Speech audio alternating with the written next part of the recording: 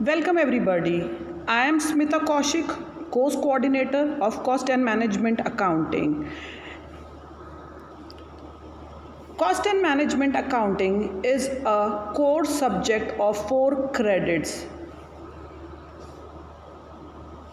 And these are some of the objectives of Cost and Management Accounting. The very first objective is it is helpful to understand the basics of cost and management accounting and understand the treatments of cost under different situations. It is also helpful in understanding how methods and techniques of cost and management accounting, and it is also helpful in developing expertise on the calculations of cost of production.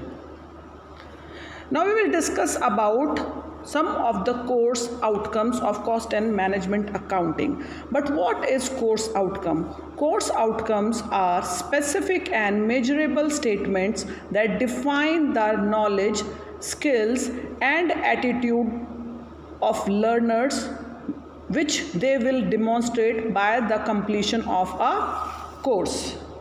Now these are some of the course outcomes, which is also known as COs. So CO1 is recognizing and classifying various cost concepts and element of cost to prepare cost sheet for the business entity. CO2 is applying various inventory control techniques for cost reduction and smooth functioning of business. CO3 is applying various labor control techniques for cost reduction and smooth functioning of business.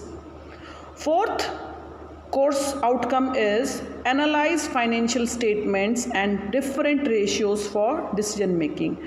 And the final course outcome is describing and analyzing relationships between cost, volume, and profit for achieving break-even point and profit maximization. Now we will discuss about the various contents of our LMS. LMS has 4 quadrants which are as under. In quadrant 1, which is e-tutorial, it includes introductory videos of the courses, audios on each unit of the syllabi. Quadrant 2 includes e-contents. It contains self-instruction material, e-books, web resources, research papers, and journals and other reference material. Now we will discuss quadrant 3. It is the discussion forum for raising of doubts and clarifying them on the near real-time basis. Different topics on emerging issues will be uploaded from time to time and students will participate in discussions. Quadrant 4 includes multiple choice question, short answer questions, long answer questions. All of the above have been uploaded unit wise at LMS. Now we will discuss about the relevance of the course, that is the cost accounting. So what is cost accounting and how it is important in your curriculum? Why it is studied in your curriculum? So cost accounting is the process of tracking, analyzing, and summarizing all fixed and variable input costs related to the production of product, acquisition of goods for sales, or the delivery of a service. These includes material and labor cost as well as operating cost associated with a product or service.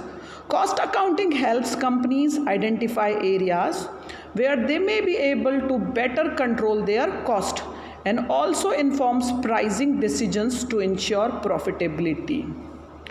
Cost accounting figures are used only by a company's internal management team.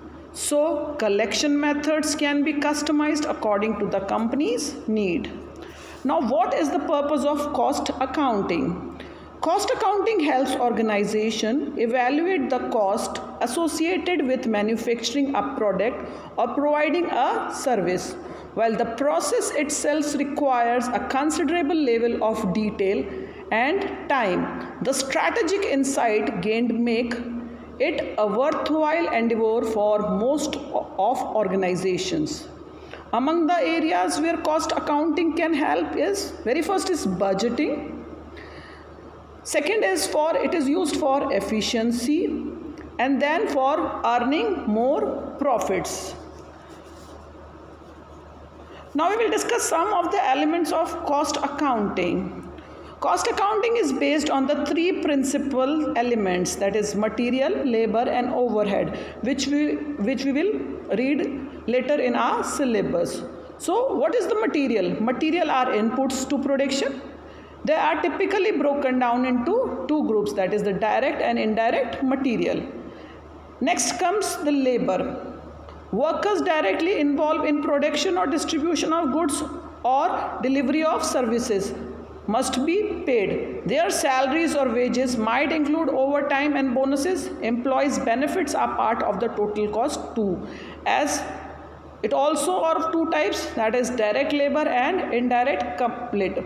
The last element of the cost is expenses, or we can say overheads. These are the costs related to the production or distribution of goods or provision of services, but which cannot be directly attributed to the specific goods or services. We will also discuss about some of the cost accounting system in your curriculum. That is, very first cost accounting system is the job order costing, which is typically used by businesses with diversified or customizable products, or by companies that provide services where labor is the dominant expense. For example, a specialist furniture manufacturer, or a plumber, or a electrical service provider. Next system is the process costing, which is often the better choice of firms that mass produce standardized product. Instead of estimating the cost of each item involved in the production process, process costing assumes the unit cost of each item is the same and allocates production cost evenly across the company's entire output. We will also discuss in later classes the types of cost. The production of the goods or services involves several types of cost. It is important for the businesses to understand them and include them in their cost accounting calculations. The very first is direct costs. Then we will learn about the operating cost, fixed cost and the variable cost. We will also discuss the type of cost accounting techniques. There are many different types of cost accounting techniques, which include standard costing. Standard costing estimates cost based on the most efficient use of labor and material under typical operating conditions. When production is completed, actual costs are compared with the estimated cost. The resulting variances highlights the difference between the two and can be key to the effective cost control. Next one will be the activity-based costing. This form of cost accounting identifies and allocates overhead cost to the activities involved with producing a good or services.